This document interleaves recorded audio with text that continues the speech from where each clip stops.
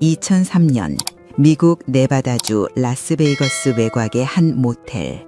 방음 처리된 창문 너머로 누군가의 작은 신음소리가 새어나왔습니다. 그곳에는 2명의 젊은 여성이 감금되어 있었습니다. 그들은 고향을 떠난 지 2년이 넘었지만 단 한 번도 자유를 누리지 못했습니다. 여권은 빼앗겼고 이름은 지워졌으며 영혼은 상품이 되었습니다. 데이비드 파월이라는 남자가 그들을 납치했고 미국 전역을 돌아다니며 끔찍한 범죄를 저질렀습니다. 하지만 어둠 속에서도 희망의 불씨는 꺼지지 않았습니다. 한 소녀가 남긴 작은 쪽지 하나가 거대한 구원의 문을 열게 될 것입니다. 이것은 실화입니다. 그날의 이야기 속으로 어메이징 미스테리 지금 시작합니다. 2003년 봄 중동의 한 작은 도시. 리아와 사라 자매는 혼란스러운 고향에서 벗어나고 싶었습니다. 언니 리아는 20살, 동생 사라는 18살이었습니다. 두 자매의 가족은 가난했고 매일 먹을 것을 걱정해야 했습니다. 아버지는 몇 년 전 병으로 세상을 떠났으며 어머니는 홀로 남은 세 자녀를 키우기 위해 시장에서 옷을 팔았습니다. 리아는 어머니를 도와 집안일을 하면서도 언젠가는 가족 모두가 배불리 먹을 수 있는 날이 오기를 꿈꿨습니다. 사라 역시 학교를 그만두고 작은 공장에서 일했지만 그녀가 버는 돈은 턱없이 부족했습니다. 두 자매는 밤마다 작은 방에 누워 미래에 대한 이야기를 나누곤 했습니다. 언니, 우리 미국 가면 정말 돈 많이 벌 수 있을까? 사라가 천장을 바라보며 물었습니다. 그럼 거기서 몇 년만 일하면 엄마도 편하게 살 수 있을 거야. 리아는 동생의 손을 꼭 잡으며 대답했습니다. 두 자매는 구직 광고를 찾아보고 해외 취업 정보를 수집하기 시작했습니다. 그러던 어느 날 리아는 우연히 글로벌 비전 에이전시라는 회사의 광고를 발견했습니다. 광고에는 미국에서 고액 연봉을 받을 수 있는 다양한 직종이 소개되어 있었고 비자와 항공료까지 회사가 지원한다고 적혀 있었습니다. 리아는 곧바로 에이전시에 연락을 했습니다. 며칠 후 두 자매는 도심의 한 고급 호텔 로비에서 에이전시 대표라는 남자를 만났습니다. 그의 이름은 데이비드 파월이었습니다. 데이비드는 40대 초반으로 보이는 백인 남성이었고 값비싼 정장을 입고 있었습니다. 그는 부드러운 미소를 지으며 두 자매에게 악수를 청했습니다. 안녕하세요, 리아 씨, 사라 씨, 만나서 반갑습니다. 데이비드의 목소리는 차분하고 신뢰감이 있었습니다. 저희 회사는 미국 전역의 네트워크를 가지고 있고 여러분 같은 젊고 성실한 인재를 찾고 있습니다. 데이비드는 가방에서 두툼한 서류 뭉치를 꺼내 두 자매 앞에 펼쳤습니다. 서류에는 호텔 직원, 레스토랑 매니저, 사무직 등 다양한 직업 정보가 담겨 있었습니다. 여러분은 영어를 조금 할 수 있다고 들었습니다. 그렇다면 사무직도 충분히 가능합니다. 데이비드는 계속해서 장밋빛 미래를 그려주었습니다. 월급은 최소 $3,000부터 시작하고 1년 후에는 영주권 신청도 도와드립니다. 리아와 사라는 눈이 휘둥그레졌습니다. $3,000면 고향에서 1년 동안 벌 수 있는 돈보다 많았습니다. 정말 저희 같은 사람도 가능한가요? 리아가 조심스럽게 물었습니다. 물론입니다. 저희는 이미 수백 명의 사람들을 미국으로 보냈고 모두 성공적으로 정착했습니다. 데이비드는 자신감 넘치는 태도로 대답했습니다. 그는 가방에서 다른 사람들의 성공 사례가 담긴 사진들을 꺼내 보여주었습니다.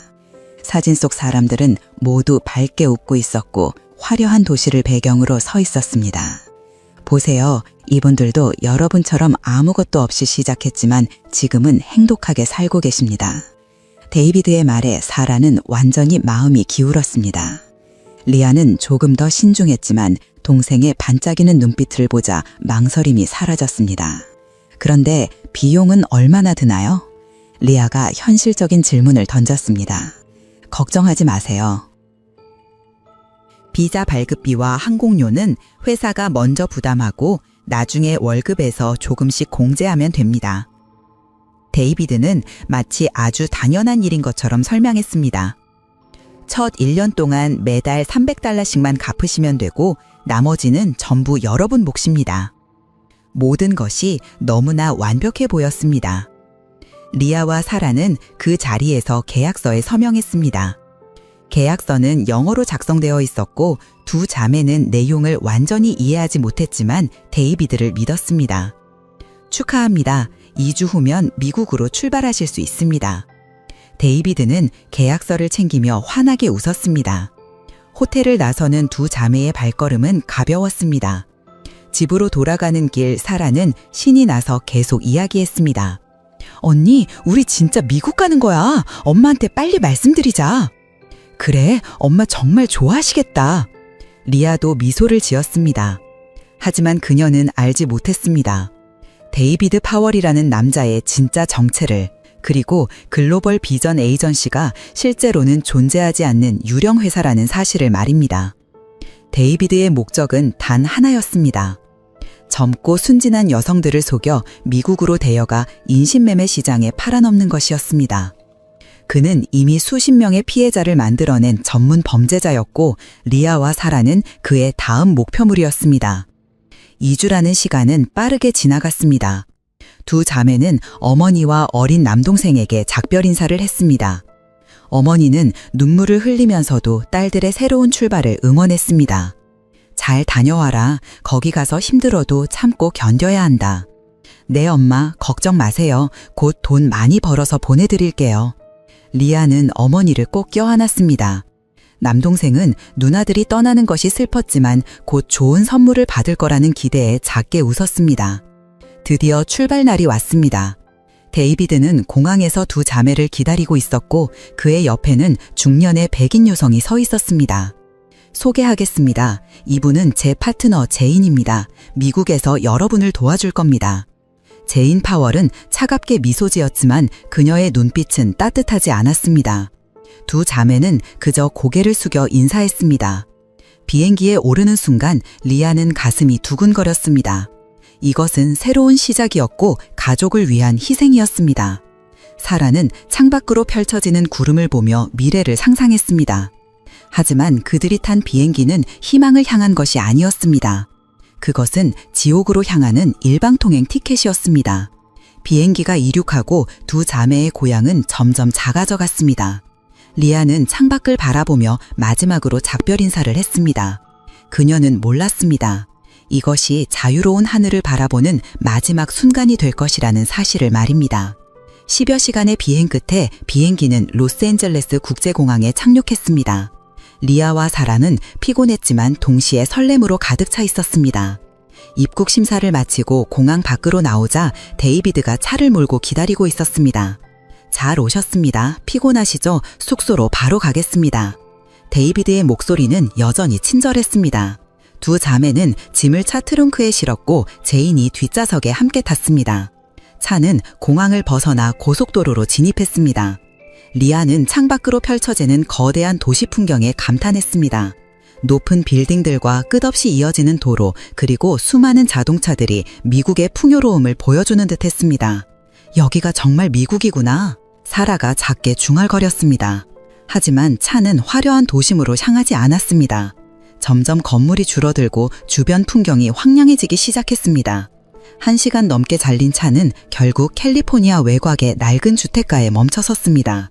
여기가 숙소인가요? 리아가 의아한 표정으로 물었습니다.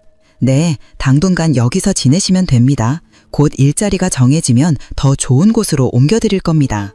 데이비드의 대답은 간단했습니다. 두 자매는 차에서 내려 주택 안으로 들어갔습니다.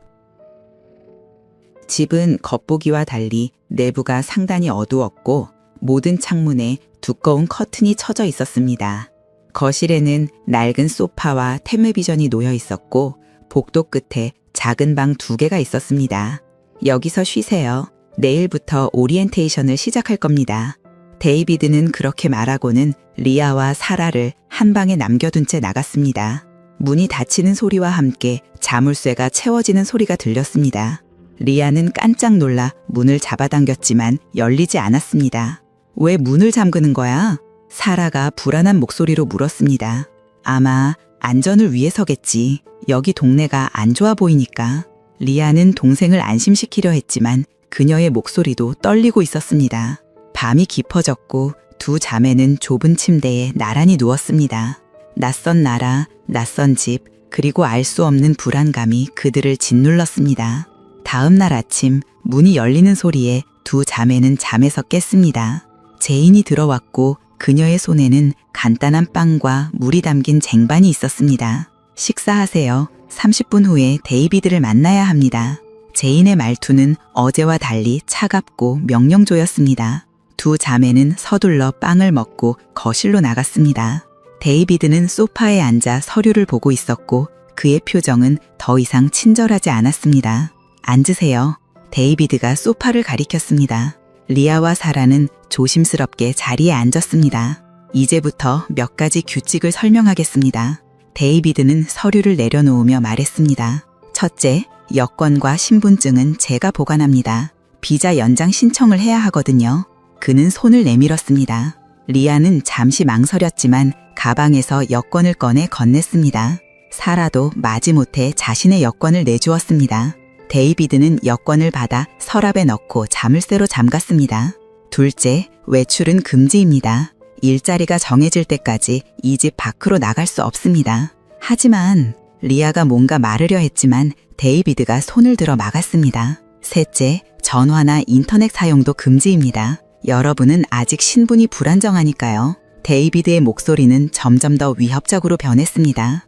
그리고 가장 중요한 것은 여러분이 지금 저에게 빚을 지고 있다는 사실입니다. 빚이요? 사라가 놀라서 물었습니다. 항공료, 비자 발급비, 숙소비, 식비 모두 합치면 2만 달러입니다. 데이비드는 냉소를 지으며 계산기를 두 자매 앞에 놓았습니다. 이 돈을 다 갚을 때까지 여러분은 제 소유입니다. 그 순간 리아는 모든 것이 잘못되었다는 것을 깨달았습니다. 이것은 취업이 아니었고 데이비드는 도움을 주는 사람이 아니었습니다. 우리를 속인 거예요? 리아의 목소리가 떨렸습니다. 속였다고? 아니, 난 약속을 지킬 겁니다. 여러분에게 일자리를 줄 거예요. 데이비드는 비웃으며 일어섰습니다. 다만 여러분이 생각했던 그런 일은 아니겠지만 제인이 문 앞을 막아서며 두 자매를 노려봤습니다. 리아와 사라는 공포에 휩싸였습니다. 만약 도망치려 하거나 소리를 지르면 여러분 고향의 가족들이 어떻게 되는지 보게 될 겁니다. 데이비드의 협박은 명확했습니다. 그는 두 자매의 가족 정보를 모두 알고 있었고 그것을 무기로 사용할 준비가 되어 있었습니다. 사라는 울음을 터뜨렸고 리아는 동생을 꼭 껴안았습니다. 조용히 해. 울음소리도 듣기 싫어. 제인이 차갑게 말하며 두 자매를 방으로 밀어넣었습니다. 다시 문이 잠겼고 두 자매는 어둠 속에 갇혔습니다. 밤이 되자 리아는 결심했습니다. 사라, 우리 여기서 나가야 해. 어떻게? 문은 잠겨 있고 창문도 못 열어. 그래도 시도는 해봐야지. 리아는 방안을 살폈습니다. 창문에는 쇠창살이 설치되어 있었고 문은 튼튼한 자물쇠로 잠겨 있었습니다. 하지만 환기구가 하나 있었습니다. 작은 환기구였지만 어쩌면 소리라도 밖으로 전할 수 있을 것 같았습니다. 리아는 침대를 끌어다 환기구 아래에 놓고 올라갔습니다. 도와주세요. 우리 갇혀 있어요. 리아가 작게 외쳤습니다. 하지만 밖에서는 아무 반응이 없었습니다. 주변에 다른 집이 없었고 이미 한밤중이었습니다. 바로 그때 문이 벌컥 열렸습니다. 제인이 화난 얼굴로 들어왔고 그녀의 손에는 몽둥이가 들려 있었습니다. 감히 소리를 질러 제인은 리아를 침대에서 끌어내렸습니다. 제발 우리 그냥 보내주세요. 리아가 애원했지만 제인은 들은 척도 하지 않았습니다. 몽둥이가 리아의 등을 내리쳤고 그녀는 비명을 지르며 바닥에 쓰러졌습니다. 언니! 사라가 달려들었지만 제인은 사라의 머리채를 잡아 벽에 밀어붙였습니다. 다시 한 번만 소리 질러봐. 그럼 너희 둘 다 죽는 거야. 제인의 위협은 진심이었습니다. 폭행은 몇 분간 계속되었고 두 자매는 온몸이 상처투성이가 되었습니다. 제인이 나간 후 리아와 사라는 바닥에 쓰러진 채 울었습니다. 언니, 우리 정말 죽는 거 아니야? 아니야, 사라. 우린 살아남을 거야. 리아는 피를 흘리며 동생의 손을 잡았습니다. 하지만 그녀도 알고 있었습니다. 이곳은 지옥이었고 탈출은 거의 불가능해 보였습니다. 그날 밤 두 자매는 고통 속에서 잠들었습니다. 꿈속에서 그들은 고향의 어머니를 만났고 따뜻한 집으로 돌아갔습니다. 하지만 아침이 오면 다시 차가운 현실이 그들을 기다리고 있을 것입니다. 데이비드와 제인의 진짜 계획은 이제 막 시작되었습니다. 두 자매를 완전히 통제하고 그들의 의지를 꺾어 상품으로 만드는 것, 그것이 이 인신매매 조직의 목표였습니다. 폭행 이후 며칠간 리아와 사라는 방 안에 갇힌 채 아무것도 하지 못했습니다. 몸은 상처로 뒤덮여 있었고 움직일 때마다 통증이 엄습했습니다. 제인은 하루에 한 번씩 문을 열고 물과 빵 한 조각만 던져주었습니다. 먹어, 죽으면 안 되니까. 그녀의 말에는 어떤 감정도 담겨있지 않았습니다. 사흘째 되는 날 데이비드가 방문을 열고 들어왔습니다. 그는 의자를 끌고 와 두 자매 앞에 앉았습니다. 이제 정신 좀 차렸나? 데이비드의 목소리는 차갑고 낮았습니다. 리아는 고개를 들어 그를 바라봤지만 아무 말도 하지 않았습니다. 좋아. 그럼 이제부터 새로운 규칙을 알려주겠다. 데이비드는 담배를 꺼내 불을 붙이고 연기를 내뿜었습니다. 첫째, 이 집안에서 너희 나라 말을 쓰지 마. 영어만 사용해. 하지만 우리 영어 잘 못해요. 사라가 떨리는 목소리로 말했습니다. 그게 내 문제야? 배우든지 말든지. 데이비드는 비웃었습니다. 둘째, 너희 이름은 이제 없어. 오늘부터 넌 엠마고 넌 니콜이야. 그는 리아와 사라를 번갈아 가리키며 말했습니다. 리아, 사라, 그런 이름은 잊어버려. 누가 물어봐도 엠마, 니콜이라고 대답해. 두 자매는 서로를 바라봤습니다. 이름을 빼앗긴다는 것은 정체성을 빼앗긴다는 의미였습니다. 셋째, 텔레비전도 라디오도 금지야. 밖에서 무슨 일이 일어나는지 알 필요 없어. 데이비드는 담뱃재를 바닥에 털어냈습니다. 넷째, 내가 시키는 대로만 해. 질문하지 말고 생각하지 말고 그냥 따라. 그의 말은 명령이었고 복종을 요구하는 것이었습니다. 만약 이 규칙을 어기면 벌써 경험했지? 데이비드는 리아의 멍든 팔을 가리켰습니다. 다음엔 더 심할 거야. 그리고 기억해. 너희 엄마와 동생도 안전하지 않아. 그 말에 사라는 몸을 떨었습니다. 데이비드는 주머니에서 사진 한 장을 꺼내 바닥에 던졌습니다. 그것은 그들의 고향집 앞에서 찍은 사진이고 어머니와 남동생이 보였습니다. 우리 가족한테 손대지 마세요. 그건 너희 행동에 달렸어. 말 잘 듣고 시키는 대로만 하면 가족은 안전해. 데이비드는 사진을 다시 주머니에 넣으며 일어섰습니다. 내일부터 훈련을 시작할 거야. 준비해.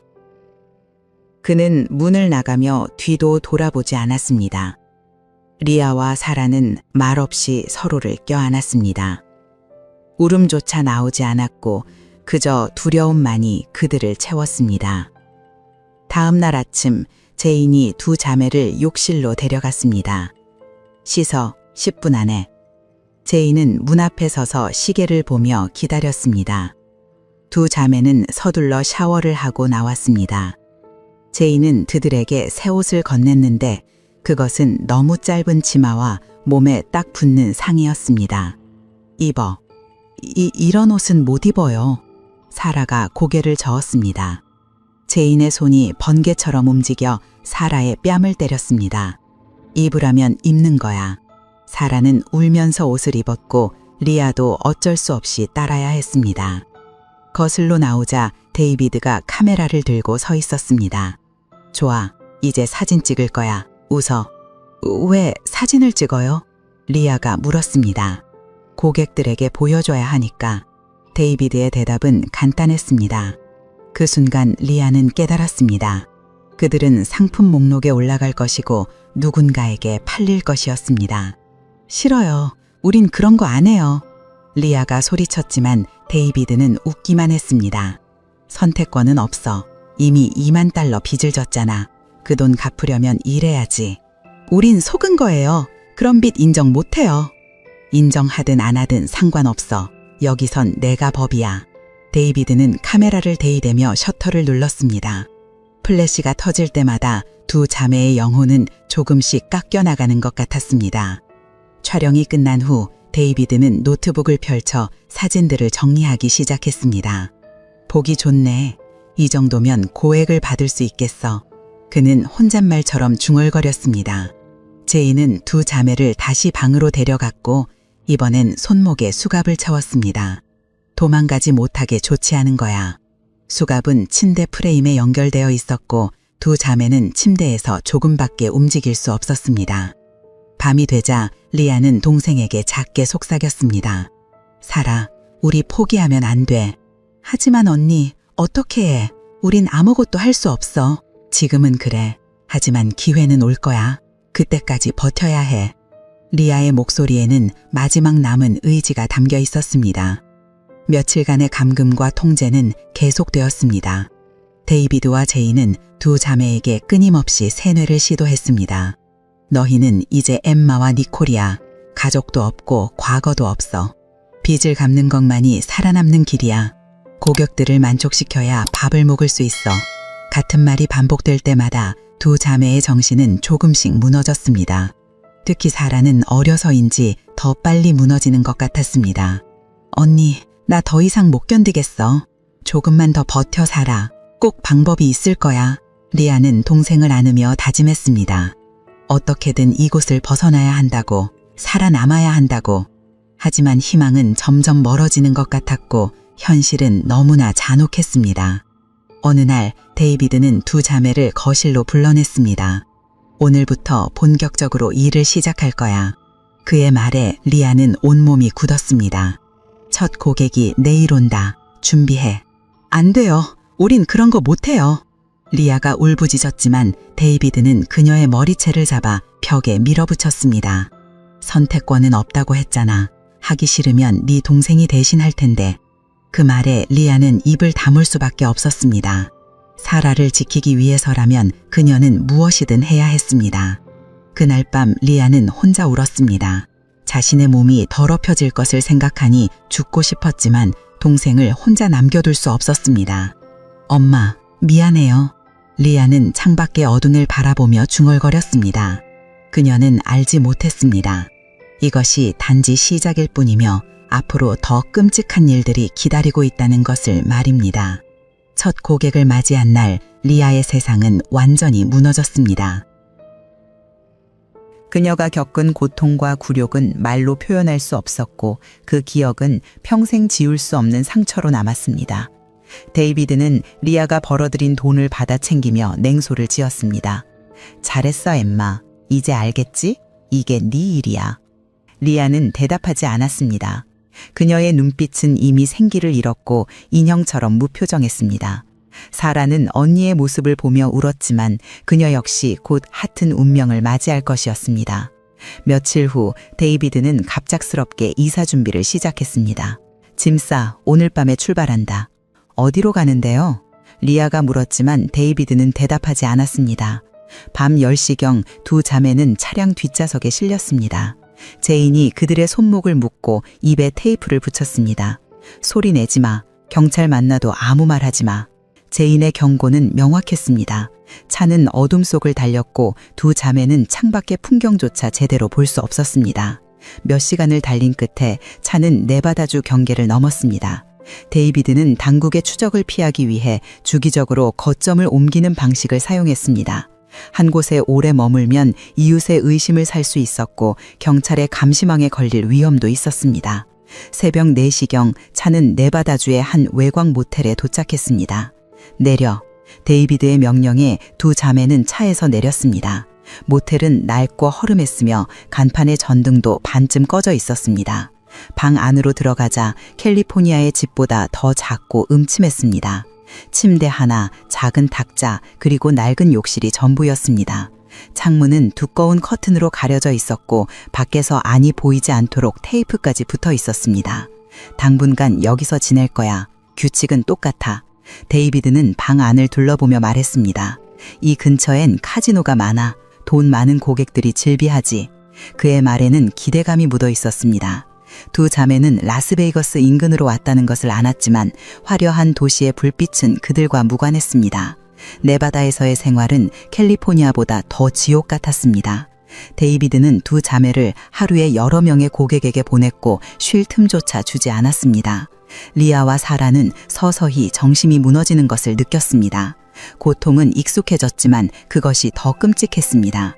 고통에 익숙해진다는 것은 인간성을 잃는다는 의미였기 때문입니다. 네바다에서 2달을 보낸 후 데이비드는 또다시 이동을 결정했습니다. 뉴욕으로 간다. 거기가 시장이 더 커. 이번에는 비행기를 이용했습니다. 물론 일반 승객처럼 편안하게 탄 것은 아니었습니다. 데이비드는 2 자매에게 수면제를 먹였고 그들은 정신을 잃은 채로 뉴욕까지 실려갔습니다. 눈을 떴을 때 리아와 사라는 낯선 아파트 안에 있었습니다. 창밖으로는 뉴욕의 고층 빌딩들이 보였지만 그들에게는 그저 또 다른 감옥일 뿐이었습니다. 여기는 맨해튼이야. 최고급 고객들이 있는 곳이지. 데이비드는 자랑스럽다는 듯 말했습니다. 뉴욕에서의 생활은 더욱 철저하게 통제되었습니다. 아파트는 고급스러워 보였지만 모든 창문은 안쪽에서 열리지 않도록 특수 잠금 장치가 설치되어 있었습니다. 현관문 역시 비밀번호와 지문 인식이 필요했고 2 자매는 당연히 알 수 없었습니다. 제이는 아파트에 상주하며 2 자매를 24시간 감시했습니다. 화장실을 갈 때조차 문을 열어두어야 했고 샤워 시간은 정확히 5분으로 제한되었습니다. 시간 다 됐어. 나와. 제인의 목소리는 기계적이었고 어떤 인간미도 찾을 수 없었습니다. 뉴욕에서의 고객들은 더 많은 돈을 지불했고 그만큼 더 잔인했습니다. 리아와 사라는 매일 밤 악몽에 시달렸고 낮에는 고통 속에서 하루를 견뎠습니다. 어느 날 데이비드가 새로운 제안을 했습니다. 너희 둘 중 하나는 다른 도시로 보낼 거야. 안 돼요. 우릴 떼어놓지 마세요. 사라가 울며 매달렸지만 데이비드는 그녀를 밀쳐냈습니다. 시장을 확대해야 해. 한 명은 여기 남고 한 명은 시카고로 간다. 리아는 절규했습니다. 제발 동생이랑 떨어지게 하지 마세요. 전 뭐든지 할게요. 뭐든지? 그래, 그럼 2배로 일해봐. 그럼 생각해볼게. 데이비드의 제안은 악랄했지만 리아는 받아들일 수밖에 없었습니다. 그날부터 리아는 하루 종일 쉬지 않고 일했습니다. 몸은 비틀거렸고 정신은 흐려졌지만 동생과 헤어지지 않기 위해 버텼습니다. 사라는 언니가 쓰러지는 모습을 보며 자신을 원망했습니다. 언니, 그만해. 언니 죽겠어. 괜찮아, 사라. 우린 함께 있어야 해. 리아는 피를 토하면서도 동생에게 미소 지으려 했습니다. 결국 데이비드는 2 자매를 떼어놓지 않았지만 그것은 자비가 아니었습니다. 2 자매가 함께 있을 때 서로를 통제수단으로 사용할 수 있기 때문이었습니다. 리아를 위협하면 사라가 말을 듣고 사라를 위협하면 리아가 복종했습니다. 이것은 데이비드가 계산한 완벽한 지배 전략이었습니다. 몇 달이 지나고 2 자매는 뉴욕에서 다른 도시로 이동했습니다. 이번에는 플로리다 마이애미였습니다. 따뜻한 날씨와 화려한 해변이 있는 도시였지만 2 자매에게는 아무 의미가 없었습니다. 그들은 창문 없는 방에 갇혔고 태양빛조차 볼 수 없었습니다. 마이애미에서의 일주일은 특히 끔찍했습니다. 데이비드는 2 자매를 호화 요트 파티에 데려가 여러 명의 고객에게 동시에 제공했습니다. 바다 한가운데였기 때문에 도망칠 곳도 없었고 소리를 질러도 아무도 들을 수 없었습니다. 리아는 그 순간 모든 것을 포기하고 싶었습니다. 바다에 뛰어들어 끝을 내고 싶었지만 사라의 손을 놓을 수 없었습니다. 요트에서 돌아온 후 리아는 며칠간 아무것도 먹지 못했습니다. 몸은 거부 반응을 일으켰고 영혼은 텅 빈 것 같았습니다. 사라는 언니를 간호하며 조용히 울었습니다. 언니, 우리 이렇게 죽는 거야? 아니야. 우린 살아남을 거야. 꼭. 리아는 떨리는 목소리로 대답했지만 그녀 자신도 확신이 없었습니다. 2년이라는 시간이 흘렀습니다. 2 자매는 캘리포니아, 네바다, 뉴욕, 플로리다, 그리고 다시 네바다로 돌아왔습니다. 끝없는 이동과 감금, 폭력과 착취의 연속이었습니다. 그들의 몸은 상처투성이었고 정신은 거의 붕괴 직전이었습니다. 하지만 그 어둠 속에서도 작은 희망의 불씨는 완전히 꺼지지 않았습니다. 사라는 생각했습니다. 언젠가 기회가 올 것이고 그때는 반드시 무언가를 해야 한다고. 그 기회가 언제 올지는 알 수 없었지만 사라는 준비하고 있었습니다. 그녀는 몰래 주변을 관찰하기 시작했고 데이비드와 제인의 습관을 기억했습니다. 작은 것이라도 기회가 된다면 그때는 놓치지 않을 것입니다. 살아남기 위해서, 자유를 되찾기 위해서. 네바다로 돌아온 지 1달이 지났을 무렵 데이비드의 사업은 더욱 조직적으로 변했습니다. 그는 단순히 2 자매를 이용하는 것을 넘어 본격적인 인신매매 네트워크를 운영하기 시작했습니다. 글로벌 비전 에이전시라는 가짜 회사 명의로 웹사이트까지 만들었고 그곳에는 리아와 사라를 포함한 여러 피해자들의 사진이 올라와 있었습니다. 물론 얼굴은 모자이크 처리되어 있었지만 나이와 국적, 신체 정보가 상세히 기록되어 있었습니다. 이번 달 수입이 좋네. 너희 덕분이야. 데이비드는 노트북을 보며 만족스럽게 웃었습니다. 그의 계좌에는 매달 수만 달러가 입금됐고 그 돈은 모두 리아와 사라의 고통으로 만들어진 것이었습니다. 데이비드는 고객들을 세심하게 분류했습니다. 단골 고객, 고액 고객, 특수 요구 고객 등으로 나눠 관리했고 각 고객의 선호도에 맞춰 두 자매를 배정했습니다. 하지만 몸은 한계에 다다르고 있었습니다. 매일 여러 명의 고객을 상대하는 것은 육체적으로도 정신적으로도 견딜 수 없는 고통이었습니다. 리아는 점점 말라갔고 눈빛은 생기를 잃었습니다. 사라 역시 마찬가지였습니다. 어린 나이에 겪은 끔찍한 경험들은 그녀의 영혼을 갉아먹고 있었습니다. 어느 날 밤 리아가 고객을 상대한 후 방으로 돌아왔을 때 그녀는 바닥에 쓰러졌습니다. 언니, 사라가 달려가 언니를 일으켰습니다. 리아의 몸은 뜨겁게 달아올라 있었고 열이 심하게 났습니다. 제인, 언니가 아파요. 도와주세요. 사라가 소리쳤지만 제인은 문을 열지 않았습니다. 시끄러워. 내일 아침까지 기다려. 냉담한 대답만 돌아왔습니다. 사라는 밤새 언니를 간호했지만 약도 없고 할 수 있는 것이 아무것도 없었습니다. 다음 날 아침 데이비드가 방에 들어왔을 때 리아는 의식이 흐릿한 상태였습니다. 쓸모없게. 데이비드는 혀를 찼지만 리아가 죽으면 돈벌이가 줄어든다는 것을 알았기에 의사를 불렀습니다. 물론 정식 병원이 아닌 불법 진료를 하는 의사였습니다. 의사는 간단히 진찰한 후 주사를 놓고 약을 주었습니다. 과로예요. 쉬게 해주지 않으면 정말 죽을 겁니다. 의사의 경고에도 데이비드는 고개를 저었습니다. 3일만 쉬게 할게요. 그 후엔 다시 일해야죠. 돈이 우선이었고 인간의 생명은 그 다음이었습니다. 리아는 3일간 침대에 누워 지냈지만 충분한 휴식은 아니었습니다. 몸이 회복되기도 전에 다시 일을 시작해야 했고 악순환은 계속되었습니다. 얼마 후 데이비드는 새로운 방법을 도입했습니다. 이걸 먹어. 그는 리아와 사라에게 작은 알약을 건넸습니다. 이게 뭐예요? 사라가 물었습니다. 그냥 먹으라니까.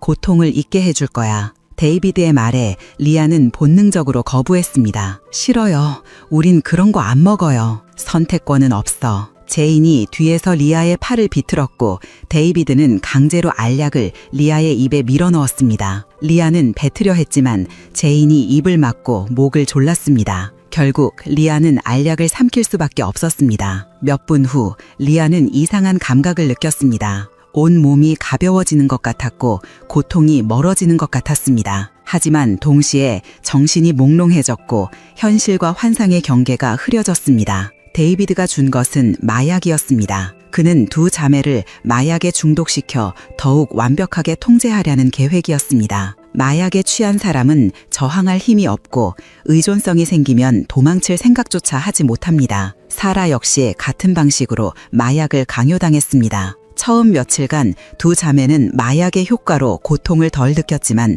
그것은 일시적인 도피일 뿐이었습니다. 마약이 떨어지면 금단 증상이 찾아왔고 그 고통은 이전보다 더 심했습니다.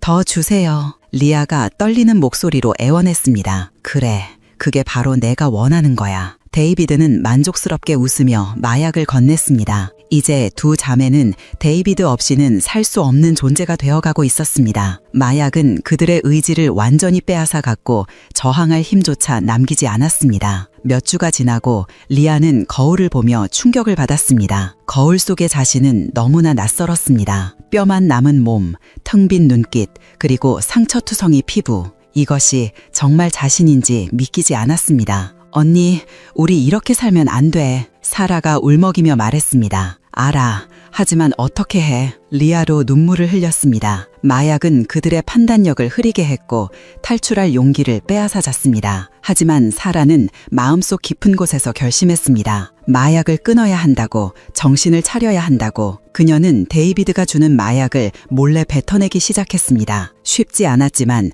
동생인 사라는 언니보다 의지가 강했습니다. 금단 증상을 견디며 조금씩 정신을 되찾아갔고 주변을 관찰하기 시작했습니다.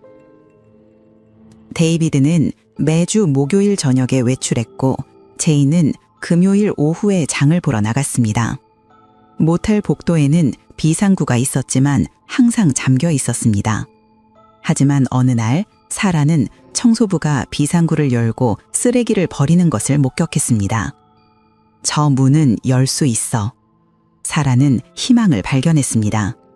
작은 희망이었지만 그것만으로도 충분했습니다. 그녀는 언니에게 말하고 싶었지만 리아는 아직 마약에 중독되어 있었고 제대로 된 대화가 불가능했습니다. 사라는 혼자서라도 무언가를 해야 한다고 결심했습니다. 기회는 언제 올지 모르지만 준비는 되어 있어야 했습니다. 그날 밤 사라는 조용히 기도했습니다. 신을 믿지 않았지만 누군가에게라도 호소하고 싶었습니다. 제발 우리 좀 도와주세요. 그녀의 기도는 어둠 속으로 사라졌지만 포기하지 않는 마음만은 여전히 타오르고 있었습니다. 마약을 끊은 지 2주가 지났고 사라의 정신은 조금씩 맑아졌습니다. 금단 증상은 여전히 고통스러웠지만 그녀는 이를 악물고 견뎌냈습니다. 데이비드와 제이는 사라가 마약을 먹는 척하는 것을 눈치채지 못했습니다. 그들은 두 자매가 이미 완전히 통제되었다고 믿었고 예전만큼 철저히 감시하지 않았습니다. 하지만 리아는 여전히 마약에서 벗어나지 못하고 있었습니다. 사라는 언니를 보며 마음이 아팠지만 지금은 언니를 구할 방법을 찾는 것이 먼저였습니다. 누군가에게 알려야 해 우리가 여기 있다는 걸 사라는 생각했습니다. 하지만 어떻게 외부와 연락할 수 있을까요? 전화도 없고 인터넷도 없으며 문 밖으로 나갈 수도 없었습니다. 창문은 잠겨 있고 소리를 질러도 아무도 듣지 못했습니다. 그때 사라는 한 가지 아이디어를 떠올렸습니다. 쪽지를 남기면 누군가 발견할 수도 있어. 하지만 종이도 펜도 없었습니다. 사라는 방안을 샅샅이 뒤졌고 쓰레기통에서 작은 포장지 하나를 발견했습니다. 그것은 며칠 전 제인이 간식을 먹고 버린 과자 봉지였습니다. 사라는 조심스럽게 포장지를 펴서 숨겼습니다. 펜은 어떻게 부할까 고민하던 중 욕실 세면대 옆에서 작은 립스틱 하나를 발견했습니다. 아마 예전 고객이 두고 간 것 같았고 제인이 치우지 않고 방치한 것이었습니다. 이걸로 쓸 수 있어. 사라는 립스틱을 몰래 챙겼습니다. 이제 준비는 끝났고 기회만 기다리면 되었습니다. 며칠 후 그 기회가 찾아왔습니다. 목요일 저녁 데이비드는 언제나처럼 외출 준비를 했습니다. 오늘 밤 늦게 들어올 거야. 제인 잘 지켜봐. 알았어요. 제인은 고개를 끄덕였습니다. 데이비드가 나간 후 제인은 거실 소파에 앉아 텔레비전을 보기 시작했습니다. 그녀는 두 자매가 방에 있으니 안심하고 있었고 문은 바깥에서 잠겨 있었습니다. 사라는 조용히 숨겨둔 포장지와 립스틱을 꺼냈습니다. 손이 떨렸지만 최대한 침착하게 글씨를 쓰기 시작했습니다. 포장지는 작았고 많은 내용을 쓸 수 없었습니다. 사라는 신중하게 단어를 선택했습니다. Help us. 먼저 영어로 도움을 요청하는 문구를 썼습니다. 그리고 그 아래에 대략적인 위치를 적었습니다. W32 스트리트 모텔. 정확한 주소는 몰랐지만 며칠 전 창문 틈으로 본 도로 표지판에서 본 글자를 기억해냈습니다. 그리고 마지막으로 작은 글씨로 추가했습니다. Two girls trapped. 쪽지는 완성되었습니다. 하지만 문제는 이것을 어떻게 밖으로 내보내느냐였습니다. 사라는 며칠간 관찰한 결과 매일 아침 9시경 청소부가 복도를 지나간다는 것을 알았습니다. 청소부는 각 방문 앞에 놓인 쓰레기를 수거했고 비상구 쪽으로 가져갔습니다. 내일 아침에 쓰레기와 함께 문 밖에 놓으면 청소부가 발견할 수도 있어. 사라는 계획을 세웠습니다. 하지만 제인이 아침에 쓰레기를 내놓을 때 쪽지를 발견하면 모든 것이 끝이었습니다. 사라는 조심스럽게 쪽지를 작게 접어 쓰레기 봉투 맨 밑바닥에 숨겼습니다. 겉으로 보면 절대 보이지 않을 위치였습니다. 밤이 깊어졌고 사라는 잠을 이룰 수 없었습니다. 내일 아침이 두렵기도 하고 기대되기도 했습니다. 제발 누군가 발견해 주세요. 사라는 속으로 기도했습니다. 다음 날 아침 8시 제인이 방문을 열었습니다. 쓰레기 내놔. 제인의 명령에 사라는 쓰레기 봉투를 건넸습니다. 심장이 터질 것처럼 뛰었지만 얼굴에는 아무 표정도 짓지 않았습니다. 제인은 봉지를 받아 대충 훑어보더니 문 밖에 놓았습니다. 다행이다. 사라는 안도의 한숨을 쉬었습니다. 30분 후 복도에서 청소카피가 굴러가는 소리가 들렸습니다.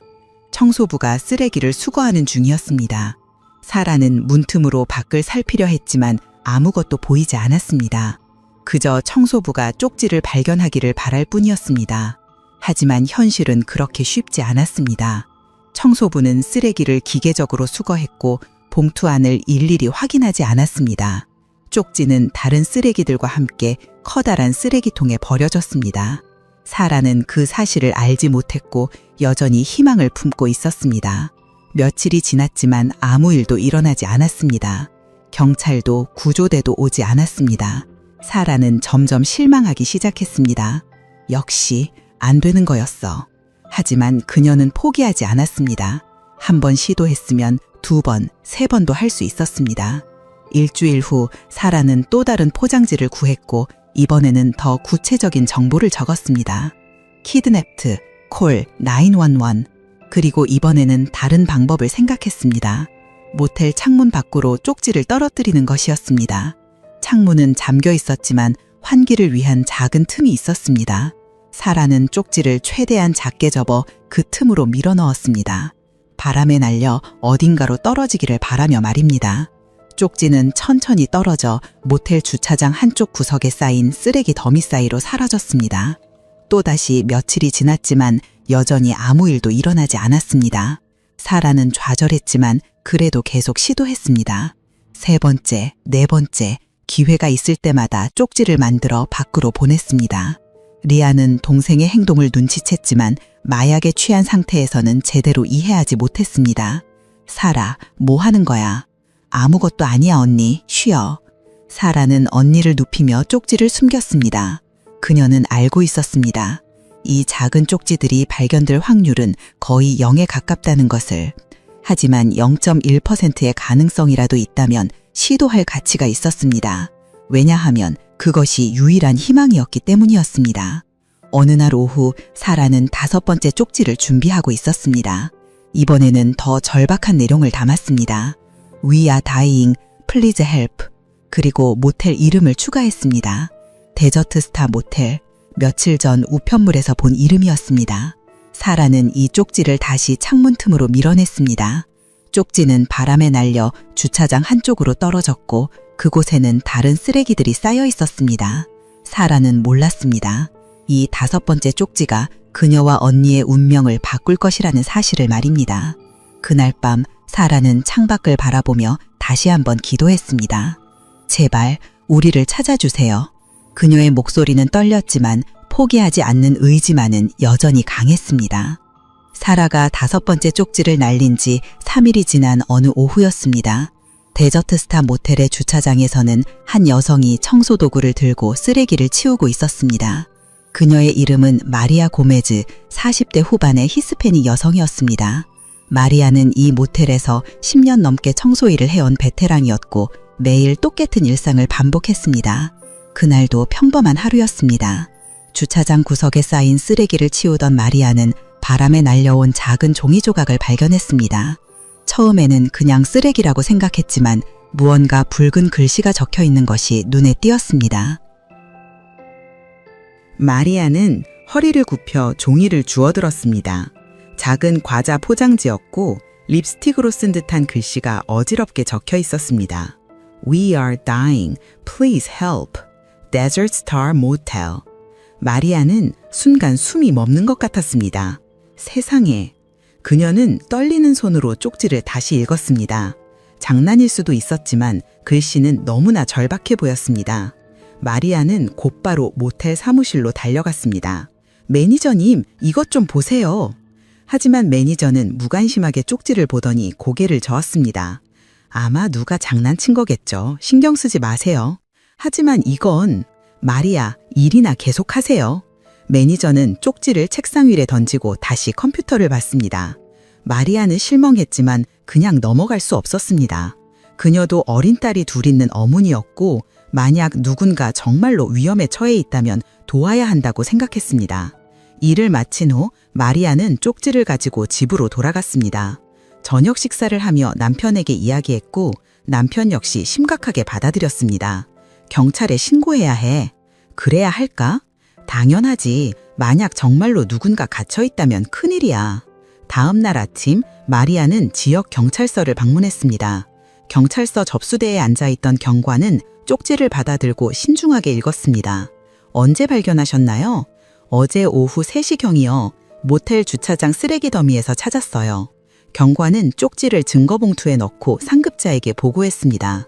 처음에는 단순한 장난으로 치부하자 했지만 데저트 스타 모텔이라는 구체적인 장소가 명시되어 있어 무시할 수 없었습니다. 경찰은 즉시 모텔 투숙객 명단을 확인했습니다. 그런데 이상한 점이 발견되었습니다. 203호실은 3개월째 같은 사람이 장기 투숙 중이었고 이름은 데이비드 존슨으로 등록되어 있었습니다. 데이비드 존슨, 이 이름으로 범죄 기록 조회해봐. 담당 형사가 지시했습니다. 하지만 데이비드 존슨이라는 이름은 너무 흔했고 정확한 신원을 특정할 수 없었습니다. 경찰은 모텔을 직접 방문하기로 했습니다. 2명의 경관이 데저트 스타 모텔에 도착했고 매니저에게 203호실에 대해 물었습니다. 203호실 투숙객은 어떤 사람인가요? 조용한 사람이에요. 거의 밤에만 들어오고 낮에는 외출해 있어요. 다른 사람은 없나요? 여성이나 동반자는? 글쎄요. 가끔 여자 목소리가 들린다는 이웃의 제보는 있었지만 확인하지는 못했어요. 경관들은 203호실 문을 노크했습니다. 안에서 제인이 문을 열었고 그녀는 놀란 표정을 감추며 침착하게 대응했습니다. 무슨 일이세요? 실례하지만 이 방에 다른 분은 안 계신가요? 아니요, 저 혼자예요. 남편은 출장 갔어요. 제인은 능숙하게 거짓말을 했습니다. 혹시 방 안을 확인해도 될까요? 영장 있으세요? 제인의 반문에 경관들은 당황했습니다. 영장 없이는 강제로 들어갈 수 없었습니다. 아니요, 하지만 그럼 죄송하지만 거절하겠어요. 저희도 프라이버시가 있잖아요. 제인은 단호하게 문을 닫았습니다. 경관들은 물러날 수밖에 없었지만 수상한 점이 많았습니다. 저 여자 뭔가 숨기고 있어. 일단 보고하고 영장을 받아야겠어. 경찰은 서로 돌아갔지만 이 사건은 단순한 지역경찰이 처리하기에는 복잡해 보였습니다. 담당 형사는 FBI에 연락했습니다. 인신매매 가능성이 있습니다. 쪽지 내용과 상황을 고려하면 연방사건일 수 있습니다. FBI 라스베이거스 지부의 특수요원 제임스 카터가 사건을 넘겨받았습니다. 카터 요원은 15년간 인신매매 사건을 전담해온 베테랑이었고 이런 류의 사건에 익숙했습니다. 그는 쪽지를 분석하고 데저트 스타 모텔의 CCTV 영상을 확보했습니다. 영상에는 데이비드 파월로 추정되는 남성이 자주 출입하는 모습이 찍혀 있었고 가끔 차량 트렁크에서 짐을 내리는 장면도 있었습니다. 차량 번호판을 확대해봐. 카터 요원이 지시했습니다. 기술팀이 영상을 분석한 결과 차량은 렌터카였고 데이비드 파월이라는 이름으로 대여된 것이었습니다. 데이비드 파월, 이 이름으로 전국 범죄 데이터베이스 검색. 얼마 후 놀라운 사실이 밝혀졌습니다. 데이비드 파월은 2001년 캘리포니아에서 인신매매 혐의로 수배 중이었고 여러 주에서 유사한 범죄 전력이 있었습니다. 바로 이자야. 카터 요원은 확신했습니다. FBI는 즉시 데저트 스타 모텔 203호실에 대한 감시를 시작했습니다. 잠복 요원들이 주변 차량에 숨어 데이비드의 동선을 추적했고 모든 출입을 기록했습니다. 며칠간의 감시 결과 데이비드는 매일 저녁 나갔다가 새벽에 돌아왔고 제인은 거의 방을 나오지 않았습니다. 그리고 중요한 단서가 하나 더 발견되었습니다. 모텔 청소부가 203호실 쓰레기를 치울 때 그 안에서 여성용 의료와 약병이 나왔습니다. 약병의 라벨을 확인한 결과 그것은 불법 진통제였고 처방전 없이는 구할 수 없는 약이었습니다. 피해자가 분명히 있어 그것도 여성이야. 카터 요원은 팀원들을 소집했습니다. 구출 작전을 준비한다. 피해자의 안전이 최우선이다. FBI는 프리덤 라이트 작전이라는 코드명으로 구출 계획을 세웠습니다. 데이비드가 외출하는 시간을 노려 방에 진입하기로 했고 특수팀이 투입될 예정이었습니다. 모든 준비가 끝났고 이제 실행만 남았습니다. 그날 밤 사라는 창밖을 바라보며 또다시 쪽지를 만들고 있었습니다. 그녀는 몰랐습니다.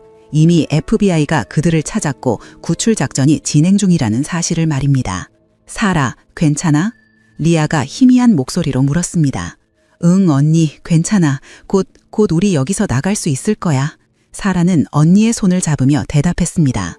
그 말은 단순한 위로가 아니었습니다. 그것은 곧 현실이 될 예정이었습니다. 작전 개시일은 목요일로 정해졌습니다.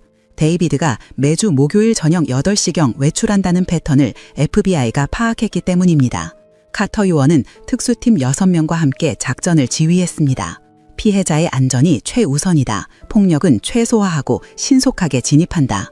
브리핑룸에서 카터 요원이 팀원들에게 지시했습니다. 데이비드 파월이 외출하면 10분 안에 진입한다. 제인 파월은 방 안에 있을 가능성이 높으니 제압에 주의하라. 팀원들은 고개를 끄덕이며 장비를 점검했습니다. 목요일 오후 5시 FBI 요원들은 데저트 스타 모텔 주변에 배치되었습니다. 일부는 주차장에 세워진 밴 안에 숨었고 일부는 인근 차량에 위장했습니다. 카터 요원은 모텔 건너편 건물 옥상에서 망원경으로 203호실을 감시했습니다. 타겟 확인, 데이비드 파월이 방 안에 있습니다. 감시팀의 보고가 무전기를 통해 들려왔습니다. 시간이 흘러 저녁 7시 50분이 되었습니다. 203호실 문이 열리고 데이비드가 나왔습니다. 그는 평소처럼 정장을 입고 있었고 차량 쪽으로 걸어갔습니다. 타겟 이동 중 차량 탑승 예상, 감시팀이 계속 상황을 보고했습니다. 데이비드는 자신의 차에 올라타고 시동을 걸었습니다. 차량이 모텔을 벗어나자 미행팀이 뒤따라갔습니다. 타겟 이탈, 작전 개시, 카터 요원의 명령이 떨어졌습니다. 특수팀 6명이 재빠르게 모텔 2층으로 올라갔습니다. 그들은 방탄복을 입고 무기를 휴대했지만 발소리를 최대한 죽이며 이동했습니다. 203호실 앞에 도착한 팀은 양쪽에 배치되었습니다. 팀장이 모텔 매니저에게서 받은 마스터키를 꺼냈습니다. 3, 2, 1, 진입. 문이 조용히 열렸고 팀원들이 재빠르게 안으로 들어갔습니다. 거실에는 제인이 소파에 앉아 있었고 그녀는 갑작스러운 침입에 깜짝 놀라 일어섰습니다. FBI, 움직이지 마.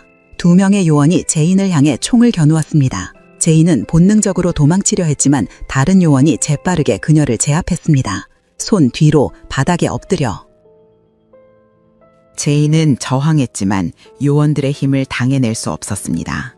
순식간에 수갑이 채워졌고 그녀는 바닥에 눌린 채 꼼짝할 수 없었습니다. 나머지 요원들은 방 안쪽으로 이동했습니다. 침실 문을 열자 어두운 방 안에 2명의 여성이 침대에 웅크리고 있었습니다. 리아와 사라였습니다. 하지만 그들의 반응은 구조팀이 예상한 것과 달랐습니다. 안 돼, 우리 안 나가요, 제발. 사라가 비명을 지르며 방 구석으로 몸을 숨겼습니다. 리아는 담요로 몸을 감싸며 떨고 있었습니다. 2 자매는 들이닥친 사람들이 FBI인지 데이비드가 보낸 새로운 위협인지 구분할 수 없었습니다. 너무 오랜 시간 감금되고 속아온 탓에 그들은 모든 것을 의심하게 되었습니다. 괜찮아요. 우리는 FBI예요. 여러분을 구하러 왔어요. 한 여성 요원이 부드러운 목소리로 말하며 천천히 다가갔습니다. 그녀는 총을 내려놓고 양손을 들어 보이며 위협이 아님을 표시했습니다. 봐요. 이게 FBI 배지예요. 우리는 경찰이에요. 여성 요원은 배지를 천천히 꺼내 보여주었습니다. 사라는 눈을 크게 뜨고 배지를 바라봤습니다. 금속으로 된 배지에는 FBI라는 글자가 선명하게 새겨져 있었습니다. 정말이에요? 사라의 목소리가 떨렸습니다. 네, 정말이에요. 이제 안전해요. 데이비드는 곧 체포될 거예요. 그 말에 사라는 비로소 울음을 터뜨렸습니다. 2년간 참아왔던 모든 감정이 한꺼번에 쏟아져 나왔습니다. 리아는 여전히 혼란스러웠지만 동생이 우는 모습을 보고 조금씩 상황을 이해하기 시작했습니다. 우리 구조된 거예요? 리아가 떨리는 목소리로 물었습니다. 네, 이제 자유예요. 여성 요원은 2 자매를 조심스럽게 안았습니다. 의료팀이 방으로 들어와 2 자매의 상태를 확인했습니다. 리아와 사라는 심각하게 영양실조 상태였고 몸 곳곳에 상처와 멍이 있었습니다. 특히 리아는 마약 중독 증상을 보였고 즉각적인 치료가 필요했습니다. 앰뷸런스를 불러 병원으로 이송해야 해 의료팀이 무전으로 요청했습니다. 그 사이 현장 수색팀은 방 안을 조사했습니다. 서랍에서는 여권 2개가 발견되었습니다. 리아와 사라의 여권이었고 2년 전 그들이 빼앗긴 바로 그것이었습니다. 노트북에서는 글로벌 비전 에이전시 웹사이트와 고객 명단이 발견되었습니다. 수십 명의 이름과 연락처, 거래 내역이 상세히 기록되어 있었습니다. 이건 엄청난 증거야. 전체 네트워크를 다 잡을 수 있어. 한 요원이 노트북을 증거 봉투에 담으며 말했습니다. 침대 밑에서는 현금 다발과 마약이 발견되었습니다. 모든 것이 데이비드의 범죄를 입증하는 결정적인 증거들이었습니다. 한편 데이비드는 시내 한 레스토랑에서 고객을 만나고 있었습니다. 그는 오늘도 새로운 거래를 성사시킬 생각에 들떠 있었습니다. 식사를 마치고 차에 오르는 순간 여러 대의 차량이 사방에서 몰려들었습니다. FBI, 차에서 나와 손들어. 무장한 요원들이 총을 겨누며 외쳤습니다. 데이비드는 순간 도망치려 했지만 이미 모든 방향이 막혀 있었습니다. 바닥에 엎드려, 지금 당장. 데이비드는 어쩔 수 없이 바닥에 엎드렸고 요원들이 달려들어 수갑을 채웠습니다. 데이비드 파월, 당신은 인신매매, 불법 감금, 성폭행, 마약 거래 혐의로 체포합니다. 카터 요원이 미란다 원칙을 낭독했습니다. 데이비드는 처음에는 발버둥 쳤지만 곧 체념한 듯 조용해졌습니다. 그는 알고 있었습니다. 이번에는 끝이라는 것을 말입니다. 같은 시각 데저트 스타 모텔에서는 앰뷸런스가 도착했습니다. 리아와 사라는 들것에 실려 병원으로 이송되었습니다. 사라는 앰뷸런스 안에서 창밖을 바라봤습니다. 네온 사인이 반짝이는 라스베거스의 밤거리가 보였습니다. 2년 만에 처음 보는 자유로운 밤하늘이었습니다. 언니, 우리 정말 나온 거야. 사라가 옆에 누운 언니의 손을 꽉 쥐었습니다. 리아는 의식이 흐릿했지만 동생의 손을 꽉 쥐었습니다. 응, 이제 끝났어. 리아의 눈에서 눈물이 흘러내렸습니다. 그것은 슬픔의 눈물이기도 했고 안도의 눈물이기도 했습니다. 앰뷸런스는 사이렌을 울리며 병원을 향해 달렸습니다. 그날 밤 두 자매의 악몽은 끝이 났습니다. 하지만 그들이 겪은 상처는 쉽게 치유되지 않을 것이었습니다. 진짜 싸움은 이제 시작이었습니다. 병원 응급실에 도착한 리아와 사라는 즉시 집중 치료를 받았습니다. 의료진은 두 자매의 상태를 보고 경악했습니다. 리아의 체중은 정상 체중보다 15kg이나 적었고 사라 역시 심각한 영양실조 상태였습니다. 몸 곳곳의 상처들은 오래된 것부터 최근 것까지 다양했고 일부는 제대로 치료받지 못해 감염된 상태였습니다. 이 환자들 얼마나 오래 방치된 거예요? 한 간호사가 분노에 찬 목소리로 물었습니다. 2년입니다. 2년간 감금당했어요. 함께 온 FBI 요원이 대답했습니다. 간호사는 눈물을 참으며 두 자매를 돌봤습니다. 리아는 마약 중독 치료를 위해 별도의 병동으로 옮겨졌습니다. 금단 증상이 심해 고통스러워했지만 의료진의 도움으로 조금씩 안정을 찾아갔습니다. 사라는 비교적 의식이 명료했고 FBI와의 첫 면담에 응할 수 있었습니다. 병실에 카터 요원이 들어왔고 그는 사라 옆 의자에 조심스럽게 앉았습니다. 사라 씨, 편하게 말씀하세요. 천천히 해도 괜찮아요. 카터 요원의 목소리는 따뜻했습니다. 당신이 쪽지를 쓴 거죠? 네, 제가 썼어요. 사라는 고개를 끄덕였습니다. 용감했어요. 당신의 쪽지가 없었다면 우리는 당신들을 찾지 못했을 거예요. 카터 요원은 진심으로 감사를 표했습니다. 사라는 그 말에 눈물을 흘렸습니다. 저 정말 살 수 있을까요? 집에 갈 수 있을까요? 물론이죠. 이제 안전해요. 데이비드와 제이는 둘 다 체포되었고 절대 당신들에게 다시 접근할 수 없어요. 그 확신에 사라는 비로소 안도했습니다. 며칠 후 리아도 어느 정도 의식을 회복했고 FBI와 면담을 시작했습니다. 두 자매는 자신들이 겪은 모든 일을 진술했습니다. 고향에서 속아 미국으로 온 과정, 여권을 빼앗긴 일, 여러 주를 돌며 감금당한 경험, 강제로 성매매를 당한 사실, 마약을 강요받은 일까지 모든 것을 이야기했습니다. 진술은 녹음되었고 문서로 작성되었습니다.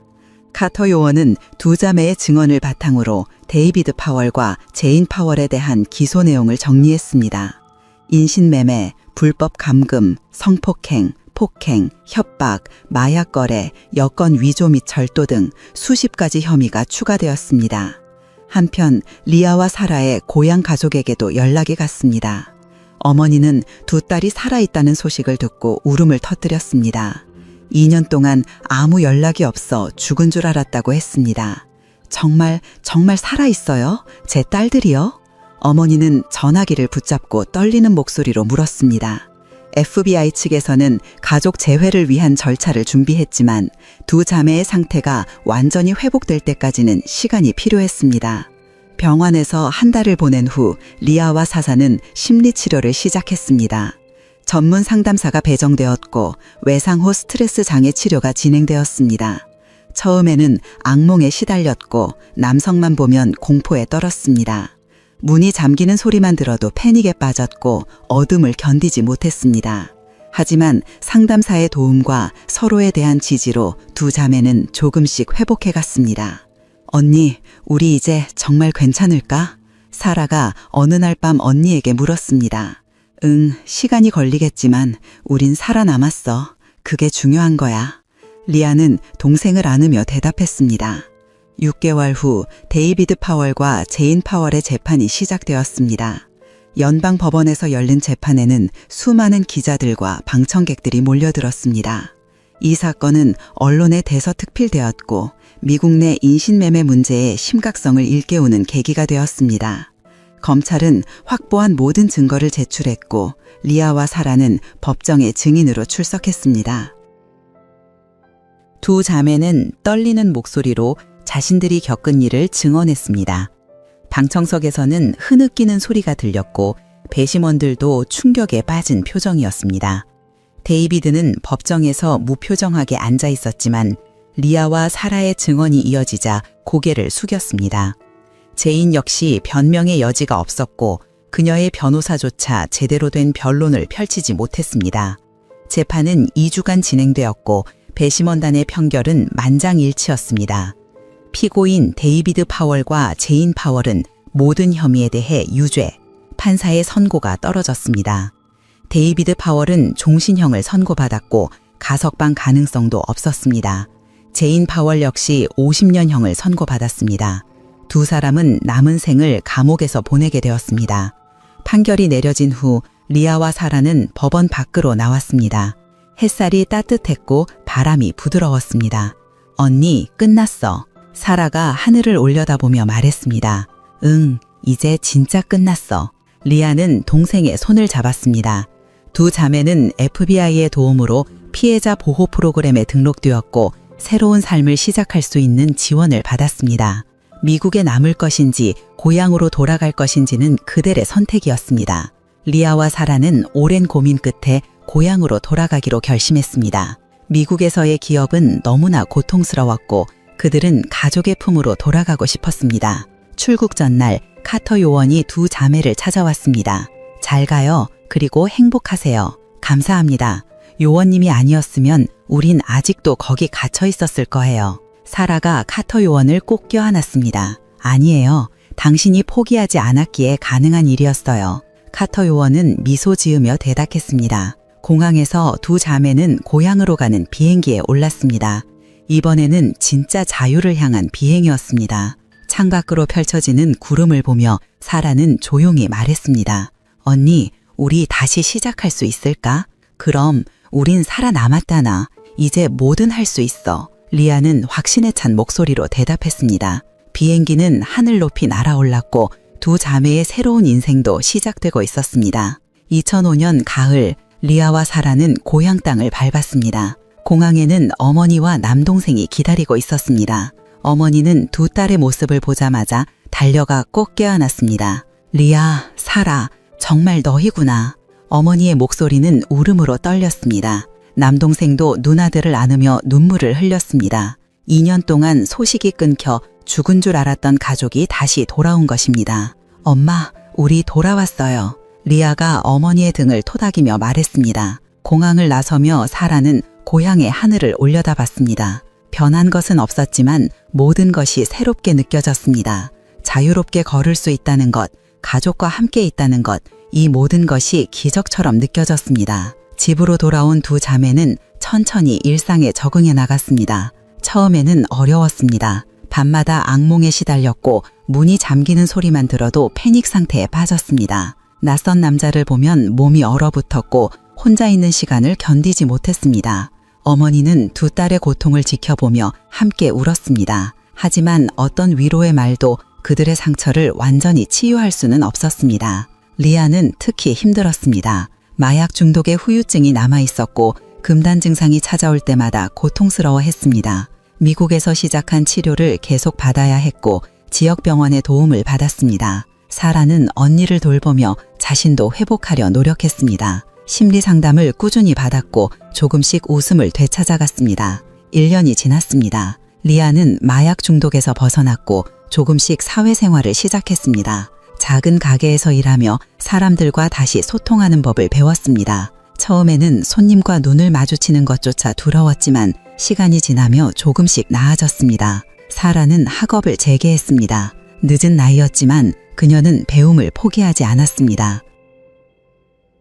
밤낮으로 공부하며 잃어버린 시간을 되찾으려 했습니다. 두 자매는 자신들의 경험을 숨기지 않았습니다. 오히려 바른 피해자들을 돕기 위해 목소리를 냈습니다. 인신매매 피해자 지원단체와 연락하며 자신들의 이야기를 나눴습니다. 우리 같은 일을 겪는 사람이 더 이상 없었으면 좋겠어요. 사라는 한 인터뷰에서 말했습니다. 리아와 사라의 사건은 국제적으로도 큰 반향을 일으켰습니다. 미국과 중동 여러 나라에서 인신매매 방지 캠페인이 강화되었고 피해자 보호 법안이 개선되었습니다. FBI는 리아와 사라의 증언을 바탕으로 데이비드의 인신매매 네트워크를 추적했습니다. 노트북에서 발견된 고객 명단과 거래 내역을 분석한 결과 총 17명의 피해자가 추가로 확인되었습니다. 그들 역시 리아와 사라처럼 속아서 미국으로 왔고 강제로 성매매를 당한 피해자들이었습니다. FBI는 이들을 모두 찾아냈고 구출했습니다. 데이비드의 조직은 완전히 해체되었고 관련자들도 모두 체포되었습니다. 이 사건은 미국 역사상 가장 큰 인신매매 조직 적발 사례 중 하나로 기록되었습니다. 5년이 흘렀습니다. 리아는 결혼했고 평범한 가정을 꾸렸습니다. 남편은 리아의 과거를 모두 알고 있었고 그녀를 이해하고 사랑했습니다. 리아는 여전히 같은 악몽을 꾸었지만 남편의 따뜻한 품에서 안정을 찾았습니다. 사라는 대학을 졸업하고 사회복지사가 되었습니다. 인신매매 피해자들을 돕는 NGO에서 일하며 자신과 같은 경험을 한 사람들에게 희망을 주었습니다. 당신은 혼자가 아니에요. 우리가 함께 있어요. 사라는 피해자들을 만날 때마다 이렇게 말했습니다. 어느 날 사라는 한 통의 편지를 받았습니다. 발신인은 마리아 고메즈였습니다. 쪽지를 발견해 경찰에 신고했던 그 청소부였습니다. 편지에는 짧은 메시지가 담겨 있었습니다. 당신들이 무사해서 정말 다행이에요. 당신들의 용기가 많은 사람들을 구했어요. 행복하세요. 사라는 편지를 읽으며 눈물을 흘렸습니다. 작은 쪽지 하나가 만들어낸 기적이었습니다. 만약 마리아가 그 쪽지를 무시했다면, 만약 경찰이 진지하게 받아들이지 않았다면, 만약 FBI가 신속하게 움직이지 않았다면 어땠을까요? 리아와 사라는 여전히 그곳에 갇혀 있었을 것입니다. 하지만 많은 사람들의 용기와 노력 덕분에 그들은 자유를 되찾았습니다. 2010년 리아와 사라는 함께 미국을 방문했습니다. 그들을 구출했던 카터 요원을 만나기 위해서였습니다. 카터 요원은 이미 은퇴했지만 두 자매를 보자 반갑게 맞이했습니다. 많이 좋아지셨네요. 네, 요원님 덕분이에요. 리아가 미소 지으며 말했습니다. 아니에요. 당신들 스스로 해낸 거예요. 포기하지 않았기에 가능했던 일이죠. 카터 요원은 진심으로 그들을 축하했습니다. 세 사람은 함께 식사를 하며 지난 이야기를 나눴습니다. 카터 요원은 은퇴 후에도 인신매매 방지 활동을 계속하고 있었고 리아와 사라의 사례를 교육자료로 사용하고 있었습니다. 당신들의 이야기가 많은 사람들에게 경각심을 주고 있어요. 그렇다면 다행이에요.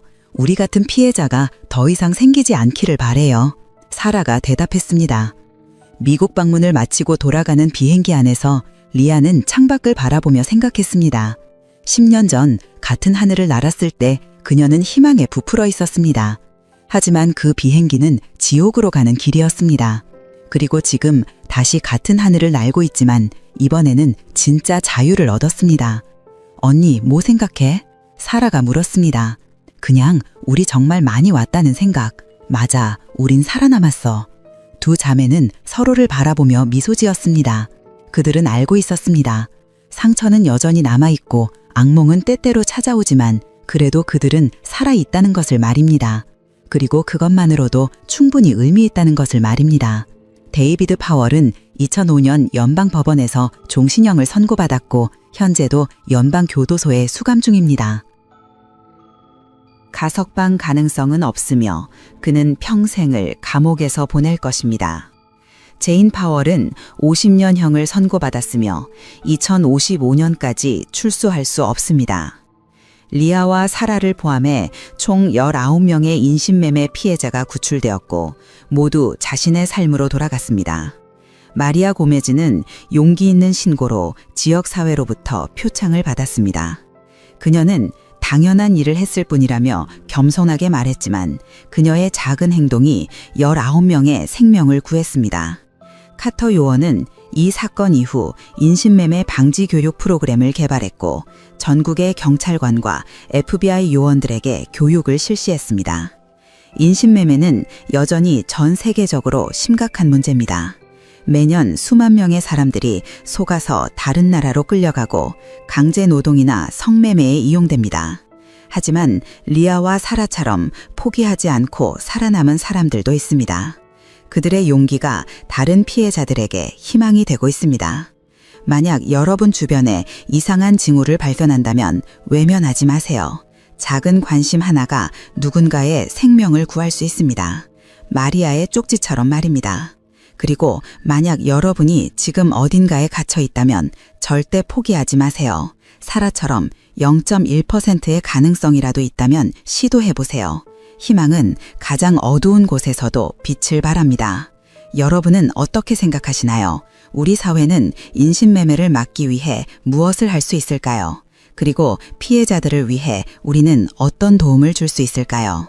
끝까지 시청해 주셔서 감사합니다. 지금까지 어메이징 미스터리였습니다.